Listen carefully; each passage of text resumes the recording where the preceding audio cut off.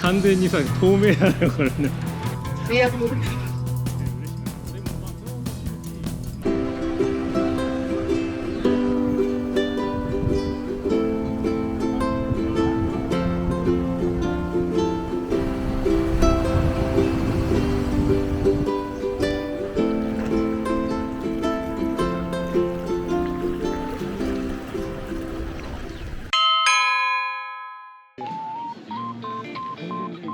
アロハー、デラニーハワイチャンネルのロッキーです。いかがお過ごしでしょうか。2023年11月10泊12日ハワイ冬の旅の始まりです。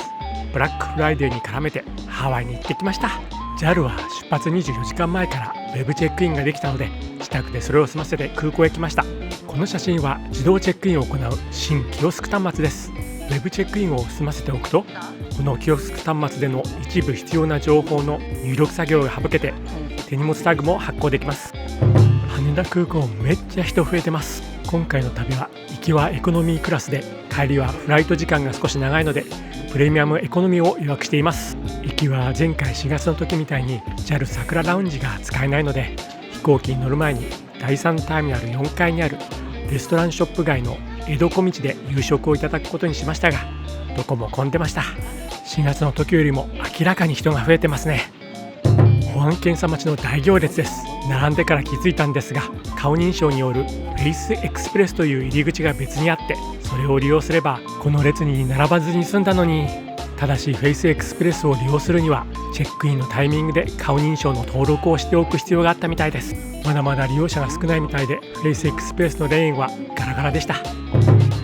前回4月の時は出発が遅れましたが今回は定刻通り21時出発でした。春に続き今回もまた大谷翔平さんによるお見送りです。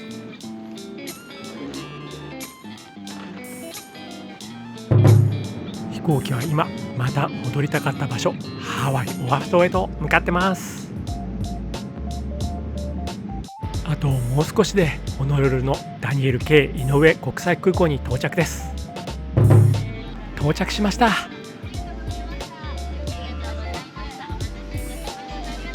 ボーディングブリッジからの人の流れはスムーズでした。日本から私たちを運んでくれた飛行機との別れを惜しみつつハワイ入国審査場に向かいます。ここのウェルカムトゥハワイの文字を見るたびにハワイに戻ってきた実感が湧きますね。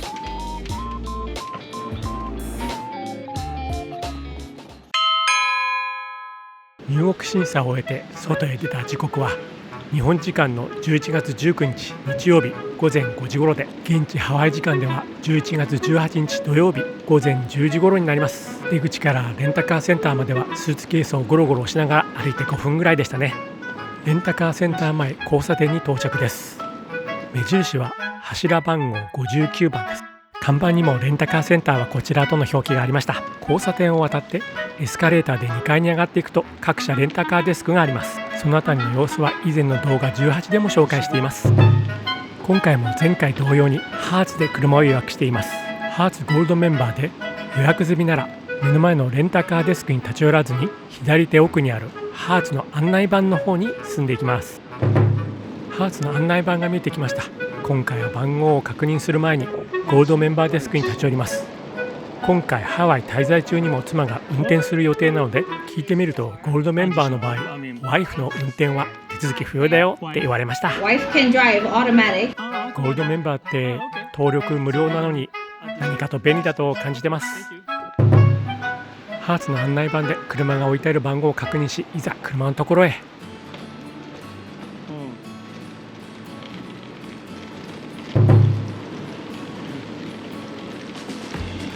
フォローだ。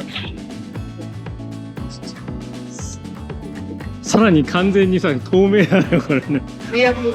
予約しておいたのは愛車と同じで今回ハワイでも乗ってみたかったジープラングラー。駐車スペースにあったのは間違いなくラングラーでもそこにあったのは屋根がハードトップではなくてソフトトップのホロタイプ。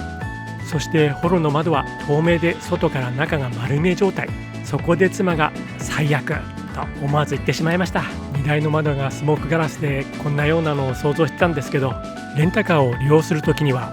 我が家は3種の神器をいつも持参してます。バックミラーを飾るレイ、ボディに貼るマグネットステッカー、そして荷台用に荷物などを隠すためのダークカラーの布。今回のホロタイプの窓は透明なのでダークカラーの布もあまり役に立ちそうにありませんね。車上荒らしの被害が多いと言われているハワイで、少しでもロコ風の車みたいにしてなんとか嵐から逃れたいと思ってます。気を取り直し、とりあえず現在の外観の状態を撮影しました。前回この作業をうまく考えてしっかり撮影しなかったことで、返却後に車にへこみがあるとの報告を受けても反論する術がなかったので、今回はしっかり二回り車の状態を撮影しておきました。レンタカーの返却後の事故連絡が来た件に関しては動画番号32で説明していますので、よろしければご覧いただければと思います。多少の汚れは見受けられましたが、特に傷やへこみなどはなく、外観の状態も悪くなかったです。念のためにもう一周回って念入りに確認しました。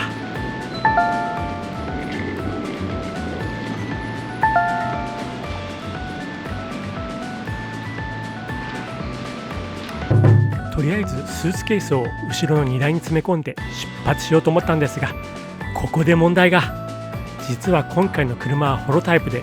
後ろのドアを開けても上半分のホロの部分の外し方が分からなかったんです。さらにここでスタッフによるたらい回しにもあっちゃいました。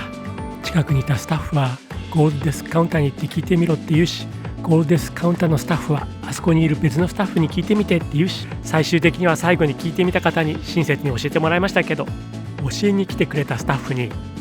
荷台部分の背面窓部分の外し方教えてくれる？そう聞いてみると、スタッフは OK、 ちょっと車の前の方に行ってくれる？なんで前の方に行くのかなとちょっと不思議に思ったんですけど、もしかしたらレバーかなんかがあってその操作方法を教えてくれるのかなと言ってみると、スタッフはなんと運転席部分のホロの外し方を説明しようとしました。ちょっと待って、それって車全体のホロを外そうとしてない？ No No、 後ろの荷台部分の窓の部分のホロを外したいだけなんだよ。私の説明が悪かったのか、スタッフは誤解してました。その後しっかりと後ろのホロの外し方を教えてもらいました。スーツケースを積んで出口に向かいました。出口では日本の免許証とパスポートを提示するんですが、車の窓を下ろすスイッチが見当たらない。妻と2人でキョロキョロ見回してもスイッチが見当たりません。とりあえず窓は下ろさずにドアの扉を開けて書類をスタッフに手渡すと、スタッフがドアの内側に手を伸ばしてきて、指さしたその先にあったものはぐるぐる回す手動のレバーがありました。じゃ思わず妻と大笑い。スタッフには完全にバレてましたね。さあ、慣れない左ハンドルに注意して運転していきます。はい、ここで一旦停止して右見て左見て。でもここは右側通行のアメリカです。左見て右見てが正しいんでしょうか。それではレッツゴ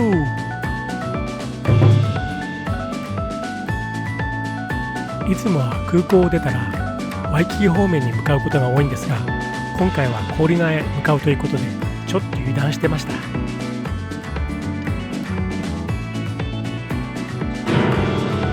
こで失敗をやらかしてしまいました。本来ワイキキに行くのも氷川に行くのもハイウェイ H1 に乗っていくんですけど、なぜか私勘違いしちゃって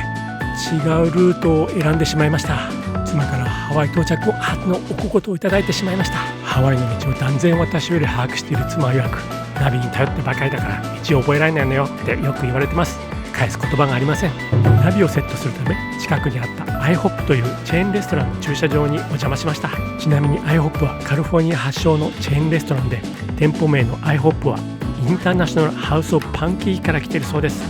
パンケーキが有名なレストランだったと記憶してますね。ところでハワイでたまにシンプルなパンケーキも食べてみたくなることがあって、そんな時はしょっぱい系のものも一緒に頼みます。カリカリベーコンとオムレツがあれば嬉しいですね。ダニエル K 井上空港から氷名まではハイウェイ H1 のウエスト方面に乗れば、ハイウェイの終点まで乗り続けて、その道路がハイウェイ93ウエストという道路に変わっています。ハイウェイ93になるとハイウェイ H1 ではなかった信号とかが出てくるので、一応高速が終わったことが分かります。無事にコリアに向かうハイウェイに合流できました。この時は土曜日の午前10時30分頃で、道路も比較的空いています。ハワイの秋の空を楽しみながら運転してました。やってきました。ここからもすでに見えていますが、コーリナのゲートにはちょっとしたゲートハウスがあって、早朝や夜の時間以外はロコのスタッフが手を振って迎えてくれます。妻曰く、私にはあのバイトの子みたいに一日中立って愛想笑顔を振りまきながら手を振り続ける仕事はできないわって言ってました。こんなじじいにも手を振ってくれてありがとうございます。右手にはアウラニディズニーの施設が見えてますね。コーリナではリゾート開発の話が出たり消えたりしていて、割と新しいところでは2017年に外資のリゾート開発会社がコンドミニアムとホテルをコーリナに建設して、さらに水族館やウォーターパークなども併設させる計画がありました。2年後にオープンを目指すと発表したようですが、その後どうなっちゃったんでしょうね。定期的にコーリナを訪れる者としては、今くらいの人混みと自然が残っている状態がいいと思います。広大な空き地も点在しますが、そこに何か建設されちゃうと、今見えている素晴らしい景色が見れなくなっちゃいますからね。さあ、マリオットに到着です。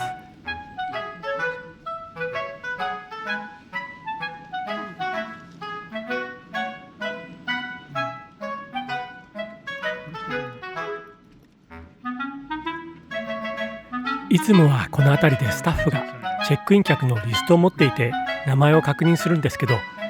今日は時間が早いせいなのか誰もいないので車寄せまで進めると、笑顔が素敵なお兄さんが近寄ってきました。チェックインをして荷物をちょっと預けたいんだけどって告げると、車を一時駐車できるスペースまで誘導してくれました。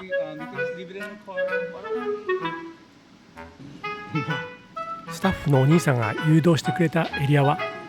いつもチェックインの時に一時駐車する場所でした。でもこの時間が多分早いのでゲートを閉めて制限しているようでした。さあ、中に入れました。どこでも好きなところに止めていいよって言ってくれました。まだ時間が早いのでフロントにはほとんど人がいませんでした。無事にチェックインが完了です。でもまだ部屋には入れません。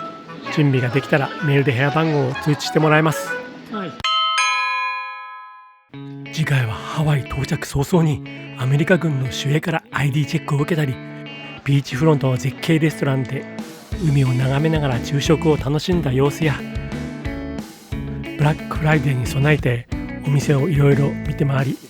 お店の中に入ってプライスチェックをしたり、セールの開始時期をお店のスタッフに確認したり、ショッピングを楽しむ様子など、ハワイ到着初日の昼時以降からの出来事をお送りします。それではまたすぐに会いましょう。マハロー。